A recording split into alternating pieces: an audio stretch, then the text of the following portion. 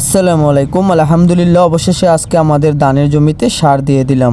কিছুদিন যাবৎ প্রচুর পরিমাণে বৃষ্টি, যার কারণে আমাদের জমিতে সার দিতে পারতেছি না। কিছুদিন আগে আমাদের এই জমিটা নিড়ানি দেওয়া হয় এবং যে আগাছাগুলো ছিল ওইগুলো ভালোভাবে পরিষ্কার করে নেওয়া হয়।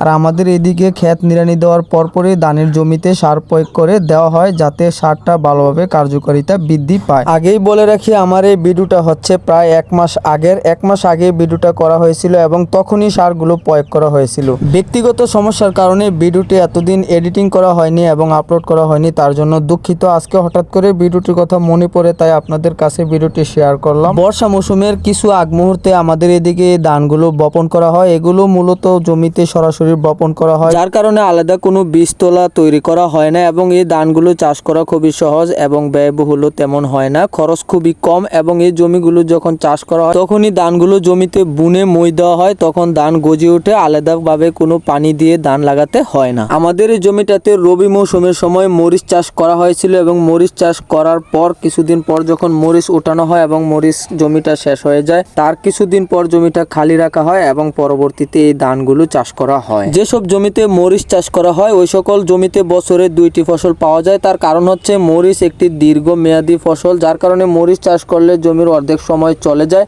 এবং পরবর্তীতে চাষ করলে তখন বর্ষা চলে আসে, তখন অন্য কোনো ফসল আর চাষ করা যায় না, যার কারণে বছরে 2টি ফসলই চাষ করা যায়। এবং যারা মরিচ চাষ ব্যতীত রবি ফসলগুলো, অন্য যে রবি ফসলগুলো আছে ওইগুলো চাষ করেন, যেমন সরিষা যারা চাষ করে থাকেন অথবা মাসকলাই, তারা বছরে 3টি ফসল চাষ করতে পারেন। রবি মৌসুমে যারা গম চাষ করেন, গম যখন পেকে যায় তখন ওঠানোর পরে আবার তিল চাষ করা হয়, তিলের পরে এই ধানটি রোপণ করা হয়, যার কারণে বছরে 3টি ফসলই ওই জমিতে পাওয়া যায়। তো আমরা যেহেতু মরিচ চাষ করেছি, এর জন্যই আমরা বছরে 2টি ফসলই চাষ করতে পারি। এখন অনেকেই প্রশ্ন করতে পারেন, আমরা এই ধান কেন চাষ করি এবং বছরে 2টি ফসল কেন চাষ করি, 3টি কেন নয়? তার কারণ হচ্ছে আমরা মরিচ যেহেতু চাষ করি, মরিচের জমিতে প্রচুর পরিমাণে সার দেওয়া হয়। আপনারা যারা চাষ করেন অবশ্যই জেনে থাকবেন। আর মরিচের জমিতে যখন বেশি পরিমাণে সার দেওয়া হয়, ওই সারগুলো থেকেই এই ধানগুলো হয়ে যায়। এই ধানগুলোতে বাড়তি কোনো সার দেওয়া হয় না, কিছু পরিমাণে ইউরিয়া সার প্রয়োগ করলেই ধানের ফলন অনেক ভালো হয়। যেহেতু এগুলো বর্ষার সময় চাষ করা হয়, বর্ষায় প্রচুর পরিমাণে বৃষ্টি হয়, আপনারা জানেন। এখন বর্তমানেও লাগাতার বৃষ্টি হচ্ছে এবং প্রতিদিনই বৃষ্টি হচ্ছে, যার কারণে ধানের জমিতে আলাদা কোনো পানি দেওয়া হয় না। এরি ধান যারা চাষ করেন, ধানের জমিতে বেশি পরিমাণে পানি দেওয়া হয়, যার কারণে খরচটাও অনেকটাই বেড়ে যায়। এখন আসি বাবুই পাখি যে ধানগুলো নষ্ট করে সেই বিষয়ে। যেহেতু বর্ষায় ধানগুলো চাষ করা হয়, সব জায়গায় এই ধান চাষ করা হয় না এবং সবাই চাষ করে না, কম সংখ্যক মানুষ যেহেতু চাষ করে,